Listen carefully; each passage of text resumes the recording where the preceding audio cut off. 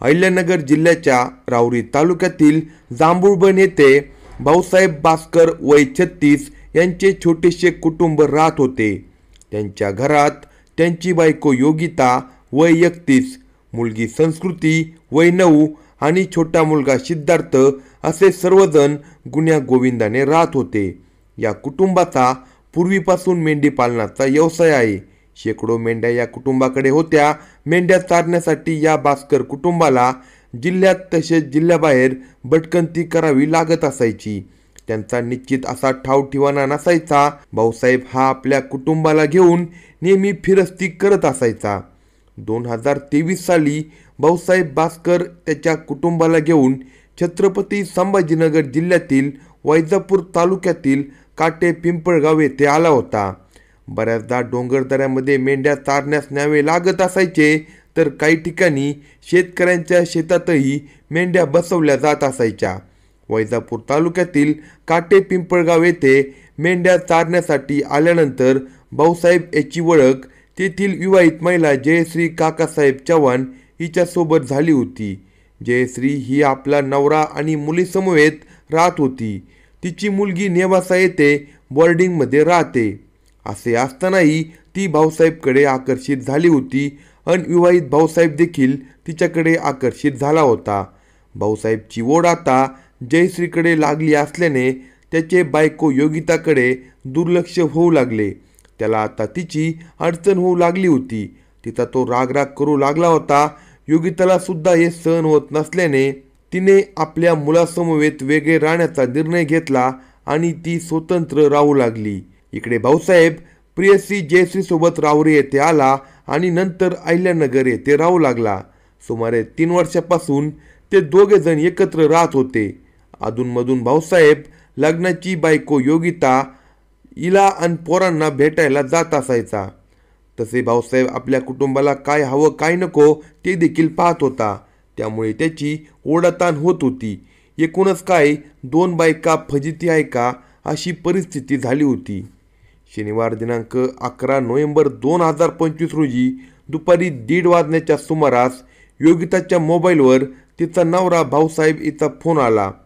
भाऊसाहेब तिला म्हणाला, तू माझी बहीण अलका हरिभाऊ वावरे हिच्या घरी साकूर येथे आपल्याला जयश्री व तुझ्यातील वाद कायमचा मिटवायचा आहे।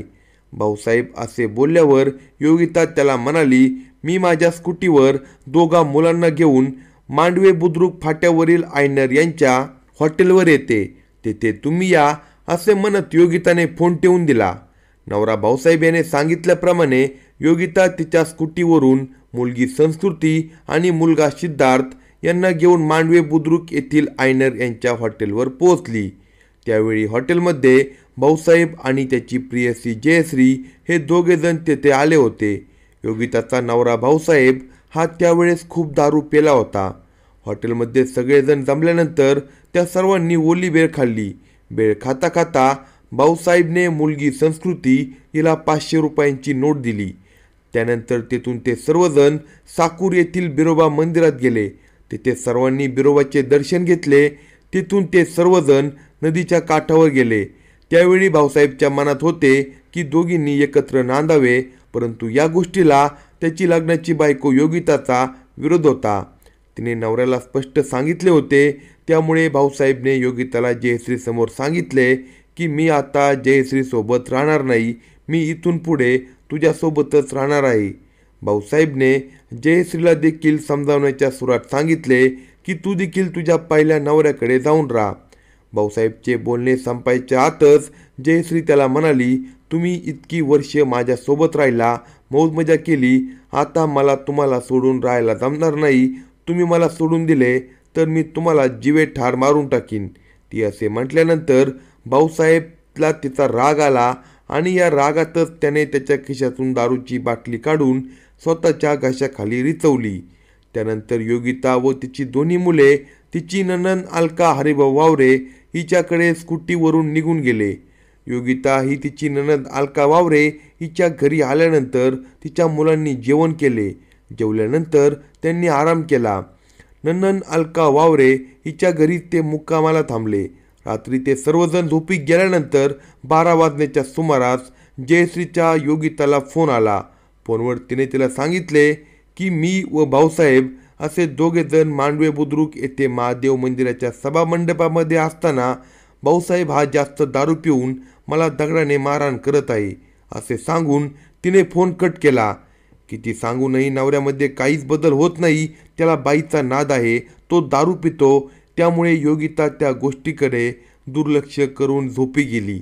दुसऱ्या दिवशी रविवार दिनांक 12 ऑक्टोबर 2025 रोजी सकाळी 7:30 वाजण्याच्या सुमारास रामा मनोहर शेंडगे यांनी योगिताला फोन करून सांगितले की भाऊसाहेब हा मांडवे बुद्रुक येथील महादेव मंदिराच्या सभा मंडपामध्ये बेशुद्ध अवस्थेत पडला आहे. ही माहिती मिळाल्यावर योगिता आपल्या काही नातेवाईकांना सोबत घेऊन तडक मांडवे बुद्रुक येथील महादेव मंदिराकडे गेली. मंदिराच्या सभा मंडपामध्ये तिने जाऊन पाहिले असता तिचा नवरा भाऊसाहेब रक्ताच्या थारोळ्यात निश्चित पडला होता. त्याच्या नाकातोंडातून मोठ्या प्रमाणात रक्त आले होते. नातेवाईकांच्या सहकार्याने योगिताने नवरा भाऊसाहेब याला गुलेवाडी येथील ग्रामीण रुग्णालयात नेले असता त्यांनी भाऊसाहेबला मयत घोषित करून त्याचे पोस्टमॉर्टम करण्यासाठी लोणी येथील प्रवरा ग्रामीण रुग्णालयात पाठवले. गुलेवाडी येथील वैद्यकीय अधिकाऱ्यांनी दरम्यान या घटनेची खबर संबंधित धारगाव पोलीस स्टेशनला दिली. एका तरुणाच्या मृत्यूची खबर मिळताच धारगावचे सहाय्यक पोलीस निरीक्षक हेमंत थोरात हे त्यांच्या पोलीस पथकासह घटनास्थळी दाखल झाले. घटनास्थळ महादेव मंदिराच्या सभामंडपाची ती जागा, त्या ठिकाणी भाऊसाहेब बास्कर रक्ताच्या थारोळ्यात पडला होता. त्या जागेचा पंचनामा तसेच लोणी येथील प्रवरा ग्रामीण रुग्णालयातील भाऊसाहेब बास्करच्या मृतदेहाचा पंचनामा केला. पोस्टमॉर्टम नंतर तेथील डॉक्टरांनी मयताच्या डोक्यात टणक कठीण वस्तूने मारल्याने मृत्यू झाल्याचा रिपोर्ट दिला. सहाय्यक पोलीस निरीक्षक हेमंत थोरात यांनी अनेक वर्ष स्थानिक गुन्हे शाखेमध्ये काम केल्याने त्यांचा अनुभव दांडगा होता. या अनुभवामुळे त्यांनी तत्परतेने योगिता बास्कर हिची फिर्याद घेऊन संशयित जयश्री काकासाहेब चव्हाण हिच्या मागावर पोलीस पथक पाठवले. तांत्रिक विश्लेषणाच्या आधारे पोलीस पथक अहिल्यानगर येथे पोहोचले. दरम्यान घटनेतील संशयित जयश्री चव्हाण ही अहिल्यानगर येथे एकाला पती भाऊसाहेब आजारी असल्याचे सांगून त्याच्याकडून 10,000 रुपये घेऊन नेवासे येथे निघाली होती. दरम्यान जयश्रीने तिचा लग्नाचा नवरा काकासाहेब चव्हाण याला फोन करून नेवासा येथे बोलावले.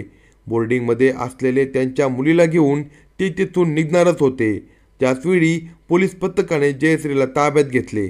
तिला न्यायालयात हजर केले असता पोलीस कोठडीत ठोठावण्यात आली. पोलीस कोठडीत असताना जयश्रीने भाऊसाहेबला महादेव मंदिराच्या सभागृहात एका जाड वस्तूने डोक्यात मारून त्याचा खून केल्याचे कबूल केले. त्या मंदिरात रात्रभर थांबून पहाटे 6 वाजण्याच्या सुमारास एस.टी. बसने जयश्री अहिल्यानगरला पोचली होती.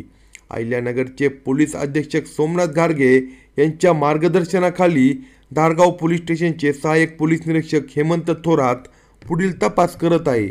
अशाच नवनवीन क्राईम स्टोरी ऐकण्यासाठी कलम 302 या मराठी चॅनलला सबस्क्राईब करा आणि आपल्या प्रतिक्रिया कमेंट बॉक्समध्ये कळवा.